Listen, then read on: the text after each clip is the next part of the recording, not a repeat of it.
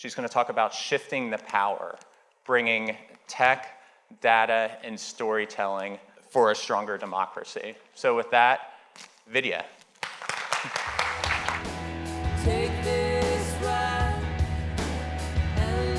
Hey guys. So one thing Jared totally forgot and dropped the ball on is that he's a really good friend of mine. And this is one of the best things about being in Portland, actually, is getting to hang out with friends and do work with friends. I've never really gotten an opportunity to do that. So here at TechFest, everybody is just really wonderful and just kind of fun to hang out with while we work. So I want to tell you a few stories today. Each tells a tale of how a few people, armed with some technologies, provided access to information that made the world a little bit better. Obviously, we kind of get the sense that we live in a different time, where technology can enable large cultural and political, societal shifts.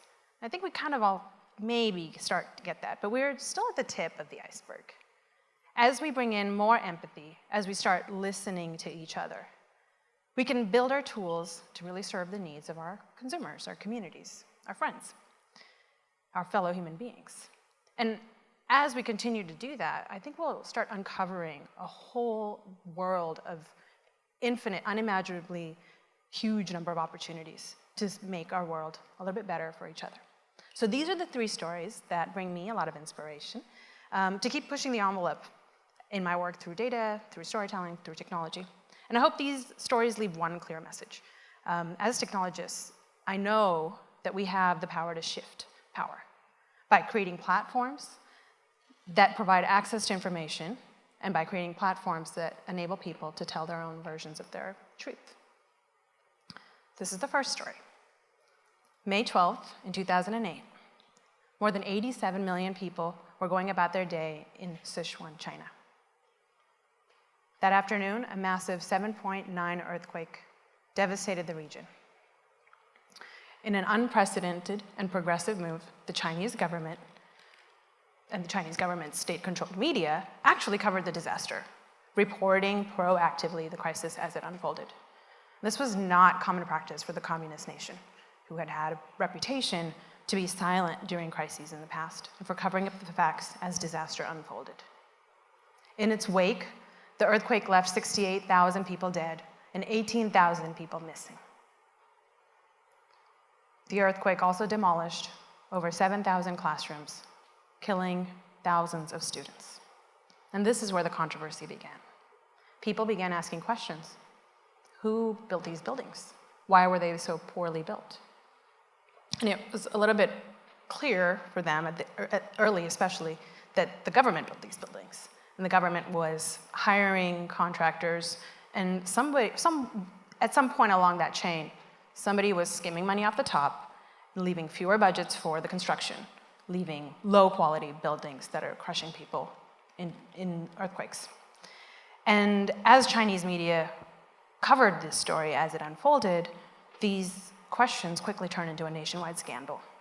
Of course, this kind of open national conversation, questioning decisions made by government officials, triggered the Chinese government to resort back into their censoring ways, and media outlets were silenced. They were instructed to stop covering the scandal and physically leave the earthquake zone. So the rest of the citizens were left in the dark. Ai Weiwei, who I'm sure maybe some of you have heard of, is a Chinese artist and activist. And he could not accept the censorship of the media, and especially wanted to know the answers to the one question that remained unanswered. How many children actually died in these buildings? Where were these missing children? The state was silent, the media agencies had been shut down, and people had no idea. So Ai Weiwei decided to take matters into his own hands, to use technology that would collect data from independent citizen journalists. The Citizen Investigation Group came together to collect the data on the missing children online. And Ai Weiwei launched a campaign via his personal blogs to share this data openly as it was collected. And it grew into an audience of 90 million people.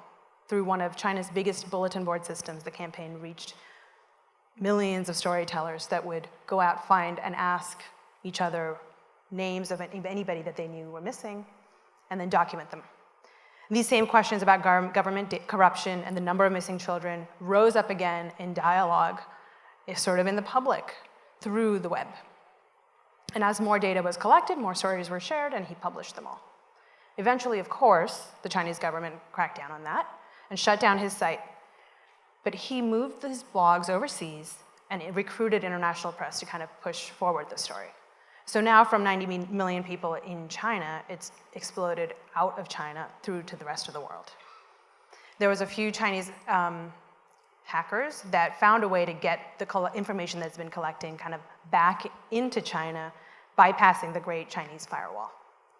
Ai Weiwei now started getting even more press, and millions of people around the world reposted the data. This campaign was still back on. By the end of July 2009, the investigation was more or less completed. They'd finished collecting the data and it showed 5,194 children that were confirmed missing or dead.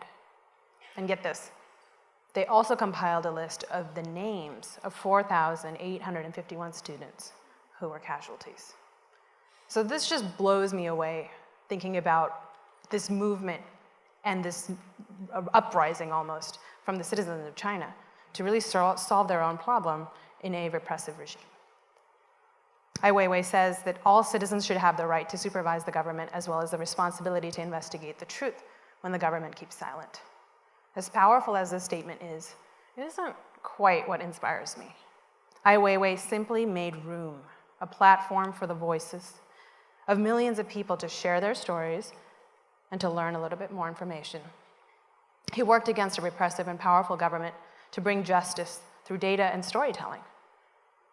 What inspires me the most is when I imagine what we could do here with a government that is built on the democratic foundations of dialogue, participation, and access to information. So just take a moment and think about that for a second. What could we improve together here in Portland, here in the Northwest, here in the United States? From helping veterans find resources, to listening to at-risk youth, to helping city deal with traffic a little bit better. With a little bit of technology and a whole lot of listening, we can build the tools that help Ai Weiweis of the world find and answer their questions. Why is it important for information to be in the hands of all people? And this is actually one of the questions of the We All Win PDX campaign. So if you have a moment, you can just sort of tweet that out, an answer to that, and join the conversation online. When we talk about data, we often mean information. When we talk about information, we often mean truth. When we talk about truth, we're often looking for comfort in understanding the big scary world around us. One of my early childhood memories is of my father explaining to me how a leaf made food for the tree from the sun. And that was, I guess, my first real understanding of what science could be. A wonder and deep comfort in knowing that something is true, a fact. And science has been a steady source of support for me throughout my life. I mean, I'm sure you can all relate to Googling something weird our bodies do, and then just knowing that science will somehow give us a little bit of an insight into what that's all about. But why is that? Well, because it's science, right? It's great. We just sort of take it to be truth. But unfortunately, it's not doing so great these days. A study published in Nature magazine that reviewed 10 years of research tells us to take science with a grain of salt. What? That study found that 47 out of 53 medical research papers were irreproducible. A surprisingly large percent of claimed discoveries in medical literature can be expected to be wrong on statistical grounds alone. And that statement comes from a report that was compiled by 6 of the largest statistical agencies around the world. And the study goes on to say that actual evidence based on scientific merit suggests that the problem is actually maybe even worse. Researchers were able to replicate only 6 out of 53 supposedly classic results from cancer research. But we have the scientific method, right? Like we all went to junior high, remember, hypothesis, experiment, blah, blah, blah. So that's supposed to weed out all the inaccurate results, and we're supposed to collaborate and kind of figure out that's what discovery was. And reproducibility is actually one of the main principles of the scientific method. And what reproducibility actually means is if you are given the data and the methodology that a experimental or research group used to come to their discoveries, then another scientist could use that same data, follow those same processes, and maybe reproduce the result. So if a discovery is not reproducible, what that means is that people don't have access to that data, or people don't know how to reproduce it, what the processes are. But I mean, how bad is that really, right? Like, they're scientists, they've got PhDs, they should know what they're talking about. Like, there's peer review and stuff, right? Well, even in peer review, they're not reproducing the actual outcomes. And this is how bad it really is, actually. 88% of discoveries that are reported in modern medical literature are not reproducible. That means that no person can go in and test to see if this discovery is valid or not. Like, this is kind of an insane thing. And this is around medical literature. So now there's drug companies sort of building drugs, and there's doctors that are building their recommendations on top of discoveries that we're not sure about, really. And this to me is kind of scary. Science without reproducibility is the scariest and most dangerous kind of storytelling, because it's just as good as anybody's word. But science isn't broken. We just need to go back to what science intended to be and bring a larger, more open conversation back into the sphere. One of my most favorite examples of this movement, back to science, is called open science. And the Human Genome Project is a really exciting example of this. It took 13 years and 6 countries and 20 universities to compile the human genome. And this is the movement to make scientific research and data open and accessible to all levels of an inquiring society, whether they're amateurs or professionals. By putting information and data in the hands of the people, and by building frictionless platforms that let people find and tell their own stories, we shift the power. This is the revolution of democratizing data. And it is beginning to take hold, from deep within communist countries to universities all around the world, in companies and in cities around our country. We're just at the beginning of this tidal wave of information, of access, and of tools to share meaningful stories. So when I say we're at the beginning of a tidal wave, what that means is that it hasn't happened yet. It means that we're just sort of primed to kind of take it there. And really, that's where all of you guys come into the picture, is to push that wave over the edge and really let that force move through society. And we're seeing that happen. Technologies that provide a platform for this kind of revolution are all around us nowadays. Mapbox, WordPress, Fitbit. These are all organizations that are building platforms that enable people to learn and share data. Platforms that aim for open access, data, and storytelling. And this is so important that I decided to make this revolution a focal point of all my work. Earlier this year, I launched Populi, a data science and visualization company, to provide a vehicle for people around the world to explore their own data, make discoveries, and still tell stories that are hidden in their data without really having to know anything about data science or math. And for my co-founders and I, as we traveled the world together to work on crisis data in the backs of cabs in Nairobi, it kind of just dawned on us one day. Our mission is actually to put the power of discovery in the hands of people, to lower the barriers for access to information around the world. And so this week, we announced a partnership with the United Nations to explore more than 7.6 million people's data. And this is really exciting and really different because traditionally, organizations that collect data will maybe hire an organization to create these big reports and these big PDFs, and sort of that's how the results of the data are kind of sent back into the world. But with our tool, what we're doing is letting people in these countries, the participants who reported into the survey in the first place, to dig through their own data, visually explore it, and tell their own stories.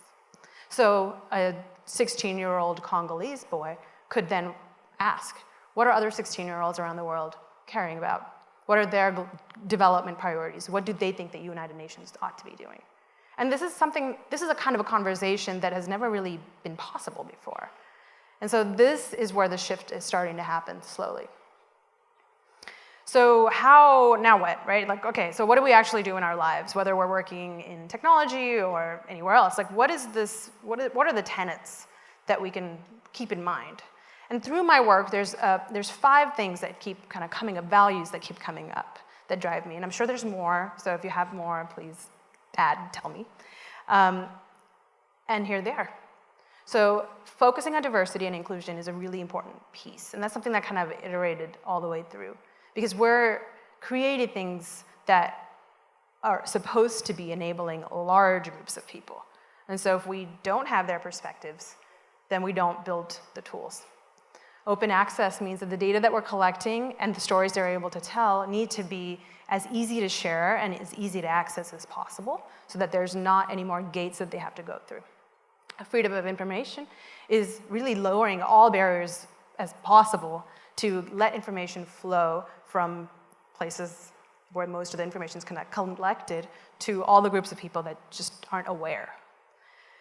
No code is an interesting one. That's something that we really are trying to push forth, because that boy in Congo doesn't need to have to learn to code in order to be able to tell a story or learn about what other 16-year-olds around the world want.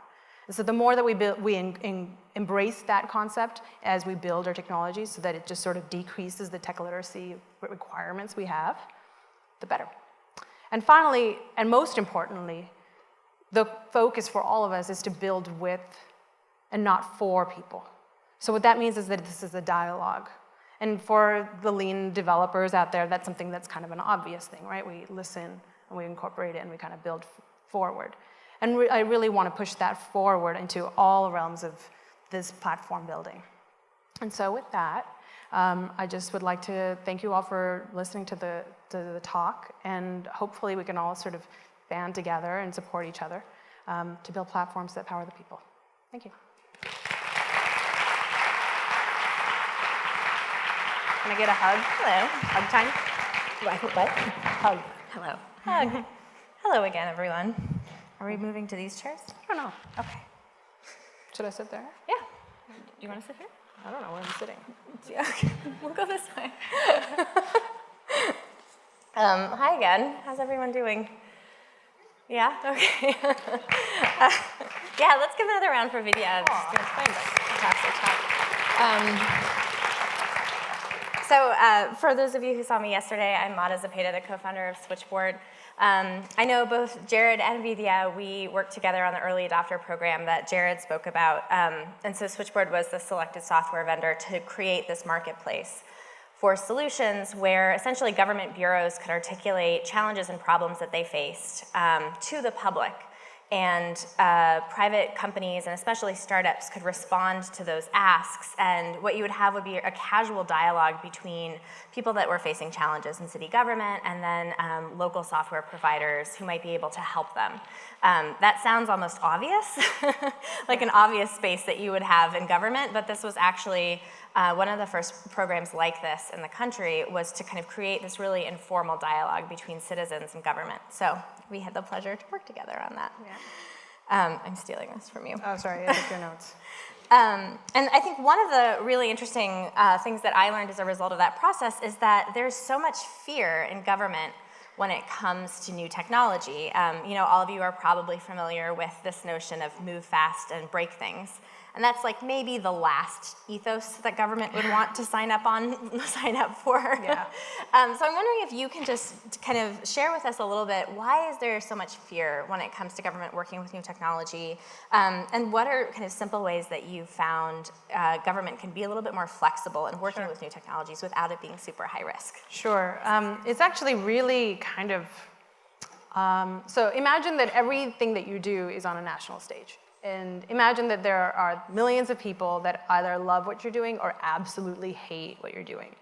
And so every single mistake that you make is on this public platform.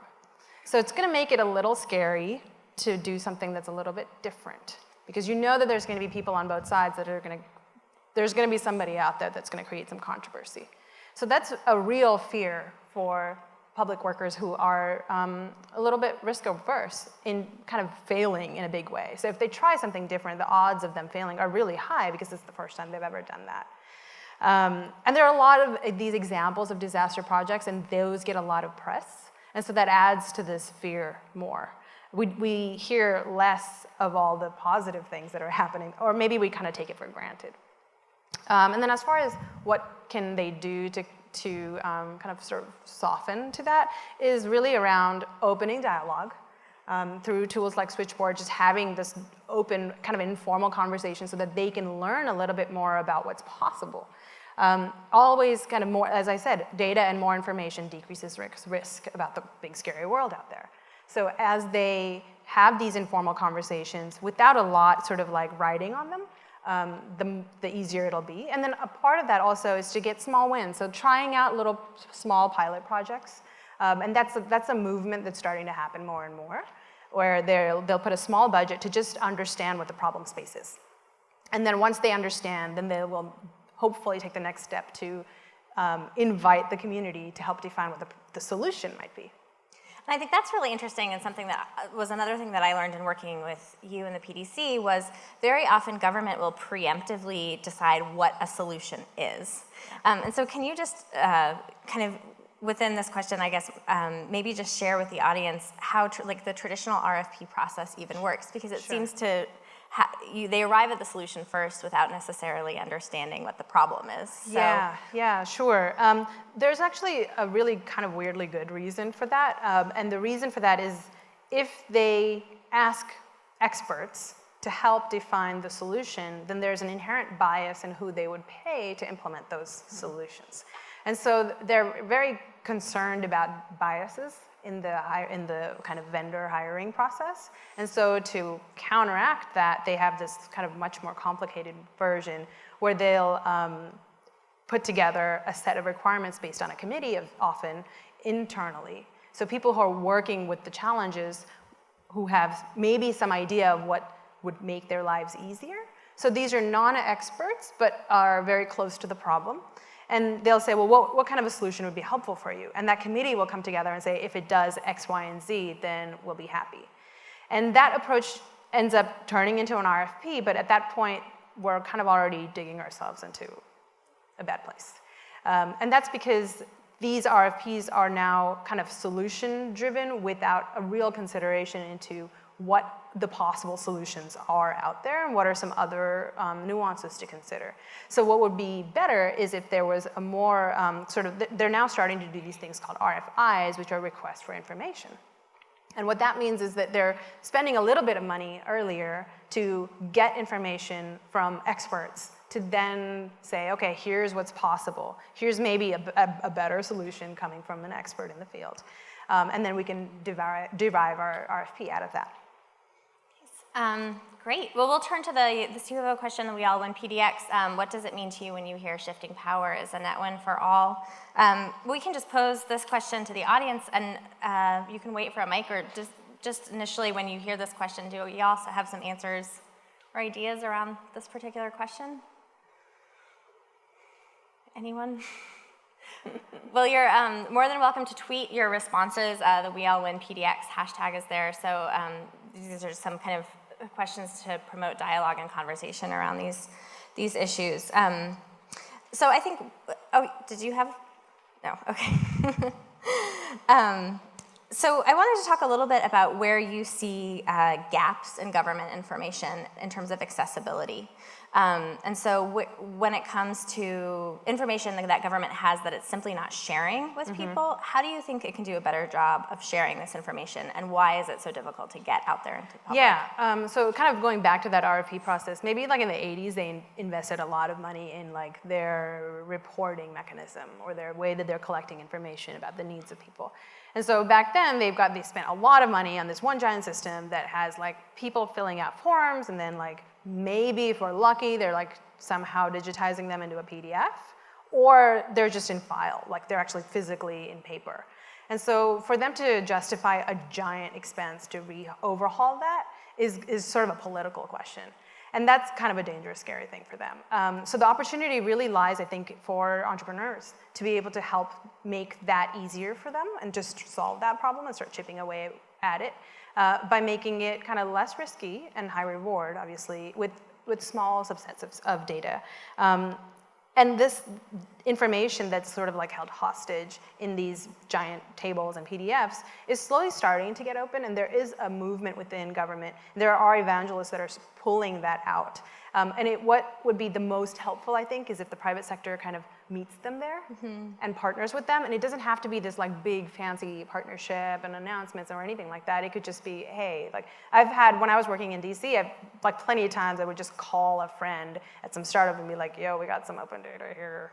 Yeah. Like, can you do some cool visualization on it? Like, 'cause that'll do a lot for us. You know, that'll show how cool the data is for the rest of the folks in government. And then say, oh yeah, there's actually some worth in doing something with these PDFs. Right. And then it might give these startups a little bit of press love. And that's certainly something we're seeing with Hack Oregon, right? We have exactly. If you all aren't familiar with Hack Oregon, they're definitely doing that type of work. When we were talking about this, you know, you were talking about how, we were talking about like the marketing budgets for government programs and how funny it is that government will do all of this work and yet they don't market what the results are. And we were laughing because I was like, okay, let's think of some examples. And I'm sure you all are familiar with like the Your Dollars at Work sign for construction projects. You know, and that's like the marketing budget for the government. It's essentially to put a sign up by a construction project and say, hey, like we're doing something. So we kind of started to have this little conversation about, well, like, how would you redo that sign? You know, here's a perfect opportunity for government to tell the story of something it's doing. Sure. How could we reimagine the Your Dollars at Work sign? Yeah, well, just one step back. The reason why they don't want to put money into marketing is because, like, who wants to see their tax money going into, like, ads? Like, nobody does. So it doesn't incentivize them to publicize the stories, and the people that are telling any stories are from the private sector or from, like, journalists, right? And so they're telling, like, what's most interesting, and usually bad news is pretty interesting. So they get tons of press. It's just never kind of good press. Yeah. And I think they could take a note from, like, our startup life, to be honest, because while we don't have that risk averseness, we have the, like, zero money issue. So how do we get press? Well, we let our customers speak. You know, we let the people who are in our worlds tell their stories, and we just let them tell those stories kind of in a public way. And it takes a lot less resources to curate and moderate and sort of highlight some of the wins than it does to, like, create these giant advertising campaigns or whatever it is. So having said all of that, I think that, like, because we have the technology and because we're able to, those, like, Your Dollars at Work signs should be something interactive, right? Like, why isn't there a hashtag for that particular sign and there's some feed of somebody curating, like, responses and questions where there's the conversations happening as, you know, as it's unfolding. Yeah. I will never look at the Your Dollars at Work sign again the same way after our conversation. So the last question I had is, you know, what you're talking about is, to some degree, this utopian vision of the future where you have government and public and private and nonprofits working together. And I don't know if any of you in the audience have experienced this, but right now those are so phenomenally siloed. There are times when, you know, we're working on something that would be great if we were a nonprofit, and other times when it makes so much more sense for us to be a startup. And so I'm just kind of curious to know, how do we reconcile all of these what seems to be really unnatural silos when it comes to public, private, and nonprofit, and what do you see as being the solution for that? I think the primary thing is when you are getting ready for work every single day, whether you're in any of these sectors, you look at yourself in the mirror and you realize that you're a human. And that's the one thing that's, like, obviously consistent across all of these sectors. And so I think starting from that place will really start, like, blurring those lines, meaning if everybody in those silos just said, okay, let's kind of design this from, like, a human-centered way, whether it's nonprofit work for impact or whether it's, like, for-profit work for shareholder revenues, like, that human-centered design thing is a thing, it's happening, it's working. We don't have to reinvent the wheel there. But I think that will start breaking down the silos, because, like, I can have a really great conversation and be a good friend with, like, folks from the city of Portland, and it's totally fine because we can talk to each other first as humans and then let some of our roles of, like, archetypes or something kind of fall back secondarily, and then rely on those to think about what resources can we pull from our worlds to then solve this human problem that's there. Yeah. I think that's such a good point, also just this notion of humanizing and localizing, and that gets to the Ai Weiwei project, that it was this kind of localized community effort, but that ended up having global repercussions. Well, great. I don't know if we have, do you have any questions in the audience? Yeah, go ahead. Hello. Hey, I was just wondering if you could comment, the whole shifting power concept, kind of got some crickets, but I think that there's a place of viewing the work that we do as technologists and serving the audience that we serve as a means of empowerment. The people that we work with, the customers that we're targeting, the profiles of people that we work with, or as government looking at the constituents of the environment. So for us here in Portland, Shifting Power, can you speak to the leadership capacity in this group to empower our city to do things that maybe they haven't considered before? Interesting. Well, through the switchboard, that's like the first kind of vehicle that comes up to me, for me, is, and through any kind of, so traditionally government or large organizations would say, well, we have our open houses. Like we have it on like Tuesday at 11 a.m. because that's when everybody is free, right? And that's when you should come in and ask your questions, and we have like open hours for our community to participate. But the answer is that we need to find other vehicles and means to communicate to them, just to have a conversation with them. And the lower risk they are, the better. So, and the closer to just being friends and having a relationship, the easier. So from a leadership perspective, I think there's a couple of things. One is to just find as many ways as you can to just communicate to others. And the other thing is to find that spark. And that, I think, is something we've done pretty well with PDC and the early adopter program, is like, what is that one thing that inspires all the different groups in the room? For sure. And just kind of remembering and going back to that and kind of pulling energy from it and kind of lead, and as a leader, highlighting and naming that and kind of pushing that, at the forefront of our program would do a lot. Yeah. Well, thank you all so much. Let's give another round of applause for Vidya. Thank you. Thank you.